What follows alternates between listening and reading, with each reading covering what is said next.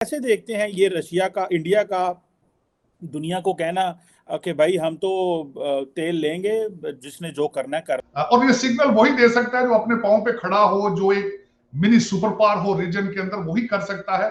जहां पे हमारे जैसे फिर वो आपको पता है जो इंतशार का शिकार है, पता ही नहीं है कि हम कहाँ जाना है, हमारी डायरेक्शन क्या है, कौमियत ही नहीं है और वो चलता रहेगा। आप क्या समझते हैं सुमित जी, इतना इतना कॉन्फिडेंस जो है वो इंडिया किस बेस पे दिखा रहा है? उनका क्या, आपका ख्याल है कि रशिया, यूक्रेन और बाकी दुनिया जो है वो आपकी एडवाइस लेगी और उसको फॉलो करेगी?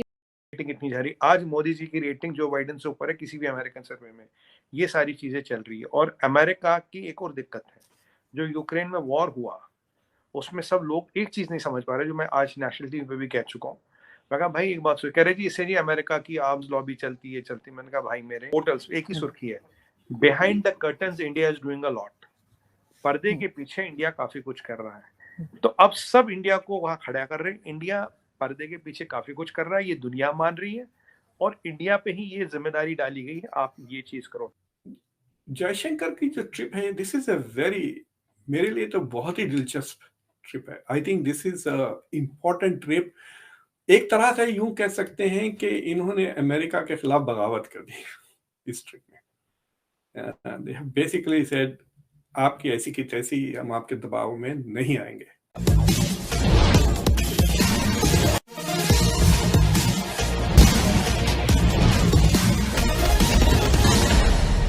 भारत के विदेश मंत्री एस जयशंकर ने एक तरह से अमेरिका को ललकारते हुए कहा है कि भारत अपने सबसे विश्वासी दोस्त, जो हमेशा मुश्किलों में काम आते रहा है, रूस को कभी नहीं छोड़ेगा। रूस से इस मुश्किल की घड़ी में तेल लेना जारी रहेगा, क्योंकि अभी अमेरिका पाकिस्तान के साथ अपने संबंधों को बढ़ा रहा है। उस संदर्भ में जयशंकर की ललकार को कैसे देखा जा रहा है, सुनते हैं। मुकदा नहीं, उधर डॉक्टर जयशंकर वहां रशिया में बैठ के वो अमेरिका को कह के आए हैं कि हम तो भाई तेल लेंगे आपसे, और वो शुक्र कर रहे हैं। सुना है कि वो मीडिएशन भी करा रहे हैं उधर बाली में, जो G20 का इजलास हो रहा है अभी 15-16 नवंबर को। उसमें उन्होंने कोई सुना है कि अमेरिकन, और इसके इसीलिए शायद आज रशियंस ने कोई अपनी फोर्सेस विड्रॉ भी की हैं बैक, जो एक इलाका खैरौन है वहां से। तो आप कैसे देखते हैं ये रशिया का, इंडिया का दुनिया को कहना कि भाई हम तो तेल लेंगे, जिसने जो करना है कर लो? ये तो बड़ा, जिसे कहते हैं ना, मुंह खोल के गल की थी उन्होंने। चीमा साहब, जयशंकर साहब का दौरा और खासकर उनके साथ जो लोग गए हैं, बहुत बड़ा डेलीगेशन गया उनके साथ। मिनिस्टर एग्रीकल्चर, टेक्नोलॉजी और सारे मिनिस्टर उनके साथ गए हैं, सीनियर ब्यूरोक्रेट उनके साथ। लेकिन मैं इसको देख रहा था, ये अमेरिका को और ये सिग्नल वही दे सकता है जो अपने पांव पे खड़ा हो, जो एक मिनी सुपर पावर हो रीजन के अंदर, वही कर सकता है। जहां पे हमारे जैसे फिर वो आपको पता है जो इंतशार का शिकार है, पता ही नहीं है कि हम कहाँ जाना है, हमारी डायरेक्शन क्या है, कौमियत ही नहीं है। और मैं चाहूंगा कि जयशंकर साहब का दौरा बड़ा सक्सेसफुल रहा है। उनकी प्रेस कॉन्फ्रेंस लाइव कल मैंने सुनी। उन्होंने खासकर अफगानिस्तान के बारे में काफी अच्छी बातें की उन्होंने, और उन्होंने रीजन में। अब एक और बात मैं ये कहता हूं कि भारत के जो फर्स्ट ईयर लीडर्स हैं, पाकिस्तान का तो नाम लेना पसंद नहीं करते। वो पाकिस्तान का नाम लेते हैं सिर्फ दहशतगर्द पड़ोसी के रेफरेंस के साथ, कि जी ये जो पड़ोस से दहशतगर्दी है, जो वो इस तरीके से पाकिस्तान का बात करते हैं। मैंने कई दोस्तों से बात की वॉशिंगटन डीसी में, वो कहते हैं पाकिस्तान का नाम लेने से हमारा स्टेचर छोटा हो जाता है। This is how they see you, and you are proving yourself कि आप जिस तरह ये चौकों में 15-15 लोग बैठे टायर जला के आग सेक रहे होते हैं, आपके मिनिस्टर भी उसके साथ, और एक मिनिस्टर तो अगले दिन आपके मोटरवे पे क्रिकेट खेल रहा था। वो डिप्टी स्पीकर पंजाब है। देखिए, कोई शर्मो लिहाज, कोई मॉरल्स, कोई रिस्पेक्ट। और खान साहब ने 2018 में यही मौलाना फजलुर रहमान के धरने के ऊपर जो भाषण दिया था कि ये हम इनको, ये मजदूर निकलते हैं, उनकी दिहाड़ियां टूट रही, तो अब क्या कर रहे हैं आप? एजेंडा पे डॉक्टर जयशंकर के, और इन्हीं चीजों पे बात होगी। और ये जो शांति वाली बात है बिल्कुल सही है आपकी, अब ये सारी चीजों में आ रही है, तो ये हमारा एजेंडा है। और बाकी जो बिजनेस एज यूजुअल हमारा रशिया से चलता है वो चलता रहेगा। आप क्या समझते हैं सुमित जी, इतना इतना कॉन्फिडेंस जो है वो इंडिया किस बेस पे दिखा रहा है? उनका क्या, आपका ख्याल है कि रशिया, यूक्रेन और बाकी दुनिया जो है वो आपकी एडवाइस लेगी और उसको फॉलो करेगी? मतलब आप ये कैसे समझ रहे हैं कि ऐसा ही हो जाएगा? कोई मतलब आपके पास है कि इतना कॉन्फिडेंस कैसे है इंडिया इस बात को करने को? देखिए आरजू जी, कॉन्फिडेंस दो तरह से आता है, या तो मेरे को पता मेरी कैपेबिलिटी क्या हो या मेरा काम हो। यहाँ काम पे कॉन्फिडेंस है, कैपेबिलिटी पे नहीं। कैपेबिलिटी पे बेंजामिन नेतन्याहू की कॉन्फिडेंस है या टर्की की कॉन्फिडेंस होती है, हमारा है काम पे। देखिए आप, इसीलिए मैंने कहा था अगर आप पिछले 2-3 दिन से इंटरनेशनल मीडिया को स्टडी करें ढंग से, तो हर जगह ये आ रहा है कि बिहाइंड द कर्टन्स इंडिया ने काफी काम कर दिया है। और जो जियोपॉलिटिकल सिचुएशन मैंने इसलिए समझे, अब अमेरिका के इंटरेस्ट में लड़ाई चलाने नहीं है, यूरोप के इंटरेस्ट में लड़ाई चलाने, और जो आर्म्स जा रहे थे वो भी अमेरिकन टैक्स पेयर के पैसे से जा रहे हैं। वो यूक्रेन पैसे देके नहीं ले रहा। अगर पैसे देके ले रहा हो तो कहते लड़ ले। अब जितने पैसे देके जितने तुम रशियनों को मरवा रहे हो, वो तुम्हें सौदा भारी पड़ रहा हो। अब तुम पुतिन के एरिया में आ रहे हो, जितनी जैसे ठंड पड़ेगी पुतिन का पलड़ा होगा भारी। और यूरोप ऑलरेडी डिप्रेशन में आ गया है, राइट? रिसेशन है यूरोप में, और अमेरिका में रिसेशन आएगा, चाइना में रिसेशन आ रहा है। चाइना का economic outlook by the way आज रिवाइज किया गया 2.3 के आसपास, तो 4.4 के, अब मैंने आपको बोला था आरजू जी 2.3, 2.4, 2.5 के आसपास आएगा, रिवाइज कर लिया गया। और आज एक और असर हुआ है, 2030 तक इंडिया की इकोनॉमी बढ़ेगी एट 8%। रेटिंग इतनी जा रही, आज मोदी जी की रेटिंग जो बाइडेन से ऊपर है किसी भी अमेरिकन सर्वे में। ये सारी चीजें चल रही है। और अमेरिका की एक और दिक्कत है, जो यूक्रेन में वॉर हुआ उसमें सब लोग एक चीज नहीं समझ पा रहे, जो मैं आज नेशनल टीवी पे भी कह चुका हूँ। मैं कहा भाई एक बात सुन, कह रहे जी इससे जी अमेरिका की आर्म्स लॉबी चलती है। मैंने कहा भाई मेरे, अमेरिका की आर्म्स लॉबी को चलने के लिए चाहिए यूक्रेन मारे रशियनों को, और यूक्रेन पैसा भेजे अमेरिका में और हथियार खरीदे अमेरिका से, मारे रशियनों की आइडियल सिचुएशन है। यहाँ सिचुएशन में थोड़ा टर्न है। यहाँ हो क्या रहा है, यूक्रेन मार तो रहा है रशियनों को, पर पैसा कहाँ से आ रहा है? पैसा American tax payer, American treasury दे रही है आर्म्स कंपनी को। यूक्रेनी पैसा नहीं बेच रहा है, और यूक्रेनी अपना जान माल बेच के, अपना गेहूं बेच के, सोना चांदी बेच के, मिनरल बेच के पैसा नहीं दे रहा है अमेरिका लॉकहीड मार्टिन को। पैसा दे रहा है उसको कौन? यूएस टैक्स पेयर, यानी कि यूएस ट्रेजरी। ये परिस्थिति जो राउंड रॉबिन चला, ये हो गया गलत। और सबसे इंपॉर्टेंट बात क्या आरजू जी, अब दुनिया को समझ आ गया अभी पुतिन का पलड़ा होगा भारी। जैसे ही विंटर अब सेट इन हो गया, हम शुरू से बात कर रहे थे आपके चैनल पे, विंटर सेट इन होगा, Putin is waiting for the winter to come. Putin इस लड़ाई को धीरे धीरे आगे चला रहा था।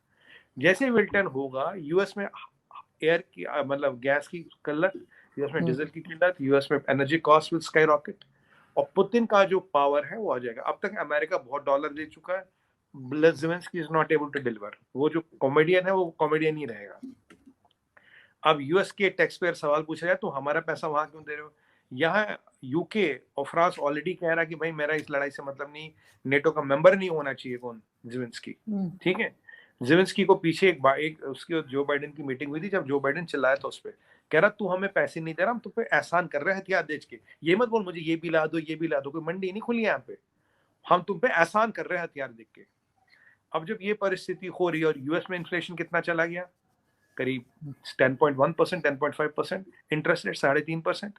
ठीक है, चाइना की आप हालत देख ही रहे हो, यूके की आप हालत देख रहे हो, कनाडा, यूएस और यूके में आज इंटरेस्ट रेट 3.5% है, 41 साल में ही हाईएस्ट है।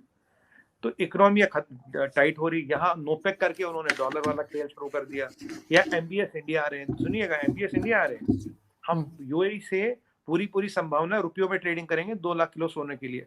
अगर एमबीएस रुपये की ट्रेडिंग मान जाते हैं तो फिर हम तेल भी रुपयों में खरीद रहे हैं। अगर सोना और तेल निकल गया, जो सबसे भारी आइटम है हमारे फॉरेन इंपोर्ट्स में, वो हट जाएंगी। ये हम पहले भी बात कर चुके हैं। अब यहाँ ऐसे चीजें इवैप्ट हो रही है। रशिया का तेल बिक रहा है, रशिया ने तेल में ओपेक को तोड़ दिया। रशिया हमारा बिगेस्ट सप्लायर ऑफ ऑयल बन के 20% लिया। और जो मैंने कहा था वो पूरी साहब ने भी वही कहा। मैंने कहा भाई जिसको तकलीफ है इंडिया रशिया से सस्ता तेल ले रहा, तुम उससे सस्ता दे दो भाई। अगर सऊदियों को तकलीफ है तुम 10-15% सस्ता दे दो, अमेरिकनों को तकलीफ है तुम 15%, हम तुमसे ले लेंगे। हम थोड़ी ना रशिया से तेल ले रहे हैं यार, सेम कीमत पे 30% सस्ता दे रहा हमें, आप उससे सस्ता दे दो। अब ये सारी चीजें हो रही है। अब सवाल है, दुनिया चाहती है अरे अब ये लड़ाई रुक जाए, किसी भी तरह से रुक जाए, और सबकी मूंछ खड़ी रहे, मूंछ बनी रहे, नाक न कटे। अब ऐसी सूरत में एक ही लीडर, एक ही कंट्री है जो ये कर सकता है, वो मोदी जी और डॉक्टर जयशंकर। देखिए जयशंकर की जो ट्रिप है, दिस इज अ वेरी, मेरे लिए तो बहुत ही दिलचस्प ट्रिप है। I think this is a important trip. एक तरह से यूं कह सकते हैं कि इन्होंने अमेरिका के खिलाफ बगावत कर दी इस ट्रिप में। They have basically said आपकी ऐसी की तैसी, हम आपके दबाव में नहीं आएंगे। ये क्लियर सिग्नल है।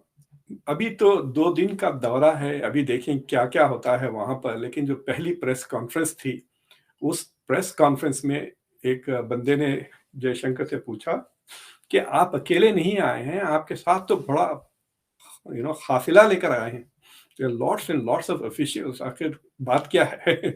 he was saying।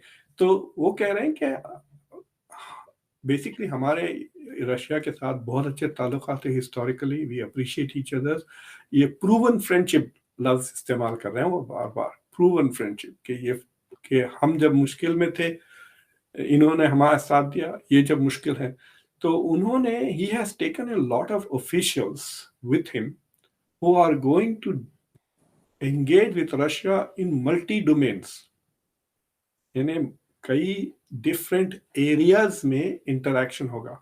तो जो स्केड्यूल्ड मीटिंग्स है लावरोव के अलावा with the deputy prime minister या प्रेसिडेंट का जो भी रैंक है, who is in charge of trade, Denis कुछ नाम है उनका, डेनिस। तो 2 लोगों से मिल रहे हैं जयशंकर, और उनके जाने से पहले भी पुतिन ने बहुत तारीफें की इंडिया की। 2 बार उन्होंने कहा Indians are very talented and purposeful people और बहुत तरक्की करेगी India. So you can see के बहुत कुछ हो रहा है, राइट? पोर्टल्स एक ही सुर्खी है, behind the curtains India is doing a lot. पर्दे के पीछे इंडिया काफी कुछ कर रहा है। तो अब सब इंडिया को वहां खड़ा कर रहे हैं। इंडिया पर्दे के पीछे काफी कुछ कर रहा है, ये दुनिया मान रही है, और इंडिया पे ही ये जिम्मेदारी डाली गई है, आप ये चीज करो। हमने किसी की मजम्मत नहीं की, we have not said anything to anybody. और पहले दिन से आज तक था हमारा एक ही स्टैंड था, आरजू जी, पीस आज भी वही है। तो अब डॉक्टर जयशंकर साहब आ गए, आप देखने रशिया का भी फेवरेबल स्टेटमेंट आ गया, अमेरिकन का भी फेवरेबल स्टेटमेंट आ गया, वो कार्टून की भी वो कुछ बोला नहीं, राइट? अब सब चाहते हैं लड़ाई रुके, क्योंकि अगर आगे लड़ाई चली तो पुतिन को फिर रोकना इम्पॉसिबल हो जाएगा। अब उसके क्षेत्र में, उसके टाइम जोन में बात आ रही है, तो इंडिया को सबने आगे कर दिया, आप लड़ाई रोको, आप लड़ाई रोको, लड़ाई रोको, एक एजेंडा तो ये है। तो पॉलिटिक्स में चाइना की स्थिति बद से बदतर हो रही है, आप देख ही रहे हैं हालत क्या हो रही है। चाइना डेस्परेट हो रहा है, गेम्स खेल रहा है। यहाँ से चाइना ने कोरिया को एक्टिवेट कर रखा। किम जोंग इनके पास खाने के पैसे नहीं है, एजुकेशन के पैसे, वो एक के बाद एक मिसाइल टेस्ट कर रहा है। पैसे कौन दे रहा है उसको? टेक्नोलॉजी कौन दे रहा है उसको? यहाँ से आपने देखा ईरान फड़फड़ाने लगा। ईरान कह रहा है रशिया से कि भाई हाँ, हमें न्यूक्लियर बम बनाने की सलाहियत दो। अचानक आप अगर हमसे जुड़ा रहना चाहते हैं तो कृपया मेरे चैनल को सब्सक्राइब करें तथा बेल आइकन भी दबा दें, ताकि नई वीडियो की जानकारी तुरंत आप तक पहुंच जाए। धन्यवाद। जय हिंद।